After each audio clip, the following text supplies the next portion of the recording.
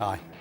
So here's how things are looking for Lee Carsley's Three Lions right now. 2-0 against Finland. Both goals coming from Harry Kane, the 67th and 68th of his England career on his 100th cap. When it comes to standings, obviously that's how things are shaping up there. But most appearances with England men's national team. And you can see where he falls on the list right now. And there are some names on that list. By the way, Wow, aye.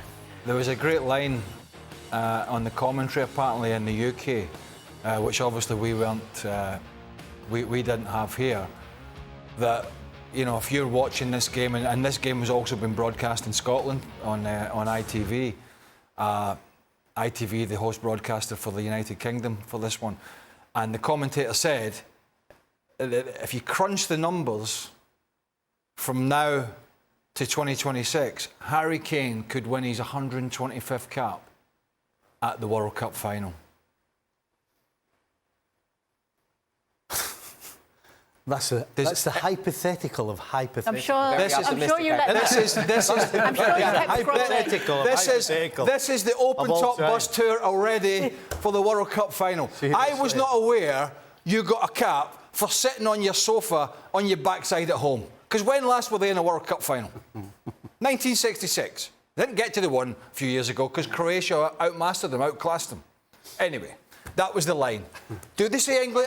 Do they don't? But as you is there a were little saying, bit of English arrogance in there, or what? Is there from any that English commentator, arrogance? Yes, but from Harry Kane tonight... No, that's a very general thing, by the way. OK. Not the whole of England, 99%. Right? Harry Kane... I'm an American now. I watched it. Yeah, you're balancing. The terrific player, terrific servant. That's all brilliant. I'd have him on my team. Most people would. The actual game, you know, England got some exciting youngsters that Southgate was criticised for not using, you know, in a better way. Madueke made his debut. Gordon looked sharp. Young Angel Gomez has come in, plays in France, won his second cap. But again, we talked about this the other day. You know, and Trent Alexander-Arnold, look, his range of passing in the game is just incredible. Yeah. I mean, just scary, these balls that he's almost not shanking, but sort of fading and bending into people over the top. But England are in League B. I said this after the Ireland game. England are in League B of this Nations League. And in terms of an analysis, it's a complete waste of time. A complete waste of time. It's like turning up for some sort of pre-season game, because Ireland are 58th in the FIFA rankings, Finland are 63rd, and this was just not a contest. Finland had a couple of chances in the first half, I'll give them that, right, on the break. The second half was so one way, and England did some good stuff, but you can't judge. I personally, maybe everybody thinks differently, I don't know. It's hard to judge elite level players, and England are an elite level side to an extent. They've not got over the line, but they're up there certainly to be competitive. You can't judge them against these teams. Did a guy come on for Finland who plays for Exeter in the third tier of English football? It's not a fair contest. And so they're in League B, I get it, but you can't really, I don't think, Stevie, judge them. The problem is that this is perfect for the hierarchy at the FA, because you get the feeling that they can't wait to shoehorn Lee Carsley in. And what better way to do it than off the back of 4 or 5 wins? Because the teams that they're playing, they should beat. And so for the FA, it's perfect. Why wouldn't we give him a job? He's just won 4 games in a trot, 5 games in a trot. He's absolutely perfect. He's for the FA, he's off the same mould as Southgate. He'll toe the line. He's a gentleman. He'll treat the press well. I mean, it's just another Southgate, because he has no real experience at elite level with elite players. But if he wins games, which he's going to do, then the FA are delighted. We're all sitting watching this game. This is a waste of time. I mean, it's a matter of time before they score. It's a matter of how many goals it's going to be.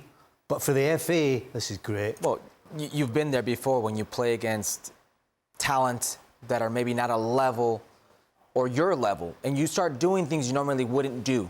Habitually, you wouldn't defend a player this way, but you know you can get away with it. You wouldn't attack a player this way, but you know you can get away with it. And this could be, quite frankly, something that could hurt England because you're not playing against elite level. You're not in the A. You're not playing against those really good countries in what is and that's a why they process. mess up when it comes to the big games, when they play proper teams in the tournaments. I mean, again, the argument back would be, well, they got the semi, or they got here, they got there. But the fact is, even in the tournaments, they're not playing anybody. But every single time they've played anybody, they lose. But as I said, the Nations League is fantastic for the FA. An England manager, like a Spanish manager, like a French manager, like a German manager, like any of these managers can only be judged in major tournaments. They really can. Yeah, but I mean, Greg, for example, Greg, Stevie Clark. One second, Mario. Stevie Clark. I'm going to go to Scotland. He's having a bit of a hard time at the moment.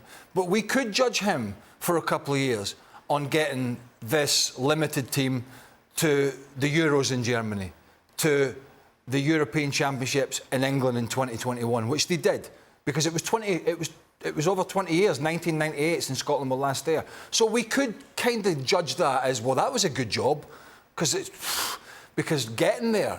But with the other teams, these games, you can't judge a manager on whacking Finland. You can't judge them on battering Ireland. I mean, Wales beat Finland 4-1. Greece beat them 3-0, I think.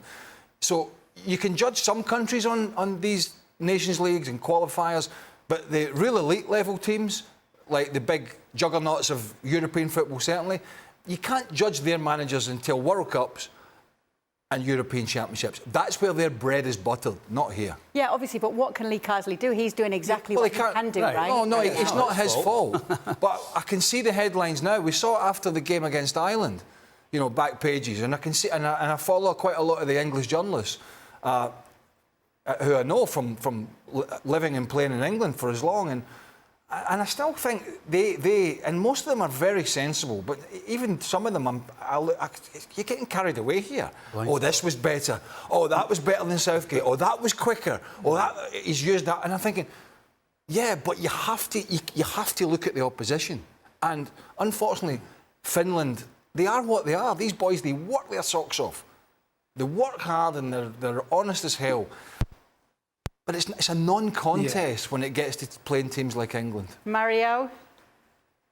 Yeah, no, I understand, but also we have to remember when you put on that jersey from your national team, I think for the guys that maybe for the regular ones, you know, like the Harry Kanes and all those kind of guys that are used to that kind of pressure and everything, regardless if you play against a Finland team that you know that you normally have to beat, it's still, for the ones that come on, it's not that easy. So I feel like in that sense, I do have to say, because I've been through it myself, and we played Finland, for example, as well, when we had to qualify for the Euro. And it was a game that we had to win. And I think for them, the only thing that England now has is that, what Greg said, is that everybody is highlighting it because they said they have more freedom. But we have to be, the freedom is good, but they still, when the big games come, but these are still big games for the young boys that are making their debut. So that is the only thing that I say that's important for the debut, the ones that made their debut, that they keep on going and rising. But for England itself, I think this is just a step forward because they have to move away from what the past, because they keep on pointing to the past of Southgate. They need to look forward because then they're going to win tournaments.